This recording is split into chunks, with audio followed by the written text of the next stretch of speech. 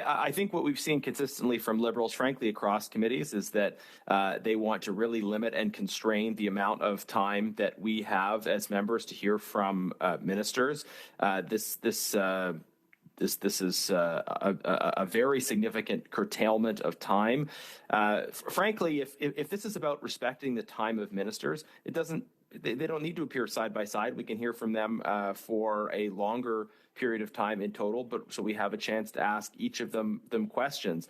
I don't see any logic in having two ministers appear on both the supplementary estimates and the main estimates all at once, and limiting that to such a relatively short period of time. This is just part of Liberal efforts to limit the amount of real exposure their ministers have to actually have to respond to questions. We're in the midst of this explosive scandal involving government procurement. We've been told that ministers effectively don't do very much when it comes to the actual processes of procurement involved. I think we've got a lot of questions that we need to get answers to, and the fact that the Liberals are in the middle of another witness testimony proposing a motion to so severely limit the opportunity that we have to ask ministers questions doesn't make any sense. What I would propose as a starting point is a simple amendment. Add the word each in front of the word appear, and then separately after the word appear, so that it would read to each appear separately for 1 hour and a half. To emphasize that look, if the minister's saying I'm so busy I only have an hour and a half to appear before the committee, then each minister should appear on their own to answer questions, and so that the committee is able to get more questions answered with the same allocation of each minister's time. So that's, I think, a very reasonable amendment that reflects the parameters of time that ministers have, and is not the kind of draconian limiting of accountability that is proposed in the original motion. Thanks, Mr. Genuis. Take a speaking list on that. I will note, however, I'm as chair and someone who's been on OGGO for a long time, I'm a bit concerned about this. Traditionally, we've always had 1 full hour for the supplementary estimates, 1 full hour on the mains. So now we're actually reducing it quite significantly on that. And being an estimates geek, I'm a bit concerned. But Mr. Sousa, go ahead on Mr. Genuis's motion or amendment, sorry. Yeah, so now we're dealing with a new amendment to a combined, right?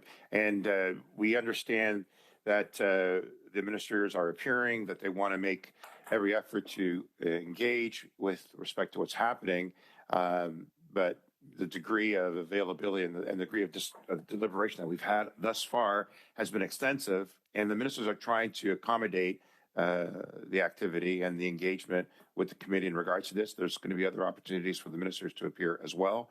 We just want to make certain that the value and the execution of that time is productive to all of us. And so, yeah, this is what we're proposing. We're proposing making them available as necessary to our committee, as they are going to be to others.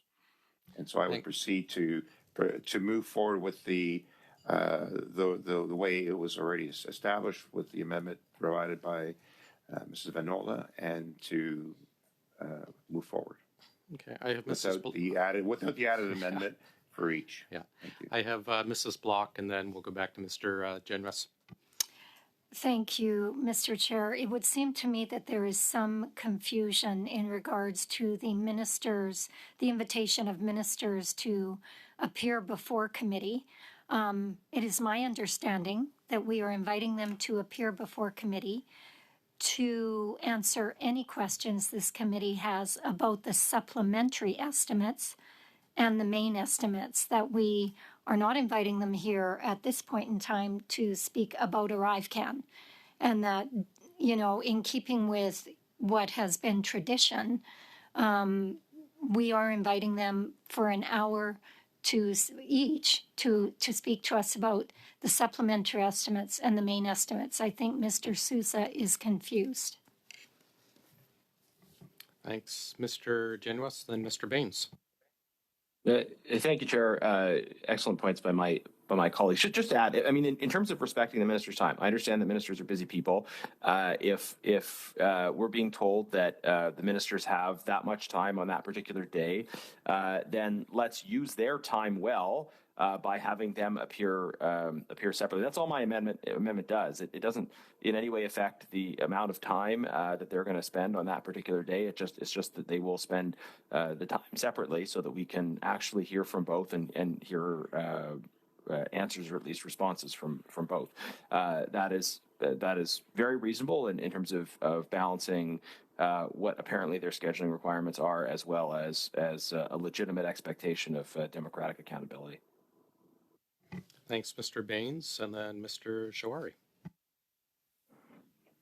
I think in order to hear from the ministers, and I think Mr. Genuis indicated that they actually aren't day-to-day involved in the procurement process, and we have other staff that are deputy ministers, etc., that can come also at the same time to answer the questions that are posed. So I think that is ample amount of time if both ministers can appear at the same time. Thanks. And before we go to Mr. Shawari, just to be clear, this is, again, it's the minister's opportunity to defend their supplementary estimates, which is in the billions, and their opportunity to defend the main estimates, which is in the tens and tens of billions. This is not to address procurement day to day, but to actually defend their request for Parliament to approve the billions of dollars, which is the whole reason why this committee exists. And frankly, going back to 1295, the model Parliament, why Parliament exists. Mr. Shawari, go ahead, sir. Thank you, Mr. Chair. On that note, I believe a combined 1.5 hour takes many aspects and many concerns into account. First of all, they're each one of them are made themselves available an extra 30 minutes. And if we look at the totality of it, we're looking at each one of them were coming as 1 hour for the main and as well as the sub-C. Then we are really saying that let's use the efficiency factor coming in, and that extra 30 minutes that we are discussing. I mean, if you look at the rotation, a 25-minute rotation is 2 spots for Liberal, 2 spots for CPC, and 1 spot 2.5 minutes and 2.5 minutes. So really, this is not a drastic, as some of our colleagues are trying to make it sound. It's just making sure that we get the minister here as soon as possible when they're available. The commitment has been made. We have moved the motion.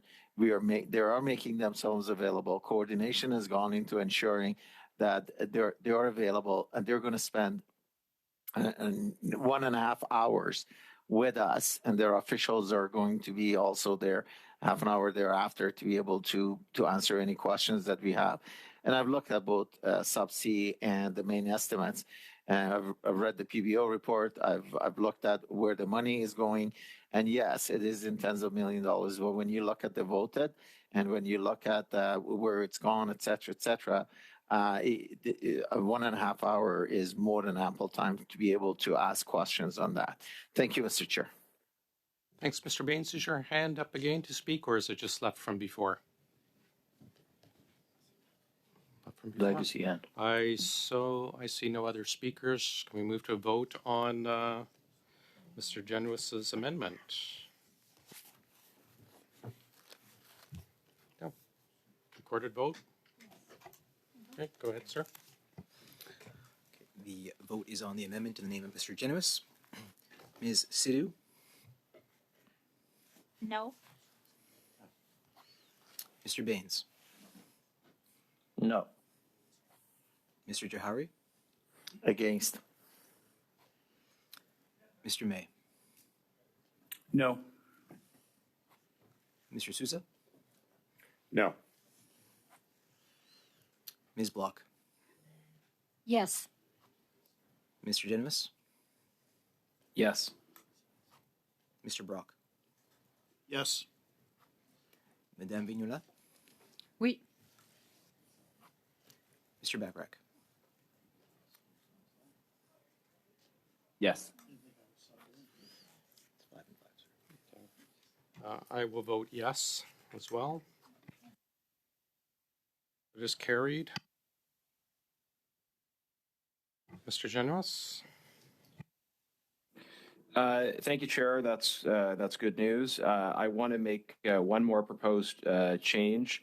Traditionally, we have heard from the ministers separately on the supplementary estimates and the main estimates. I think that the efforts to bundle together the supplementary estimates, the main estimates, and the departmental plans really aren't respectful of the processes that the committee should follow. So I would propose that we remove the text from that says, quote, the 2024-2025 main estimates and the 2024-25 departmental plans, so that the hearing on March 20th would be the effect of that amendment would be that the hearing on March 20th is on the supplementary estimates.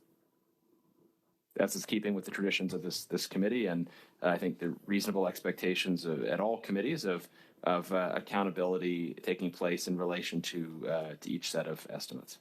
Thanks. So striking main estimates with the intent, I assume, that the main estimates will be reviewed at a separate time as has been done in the past. Mr. Souza, are you speaking on Mr.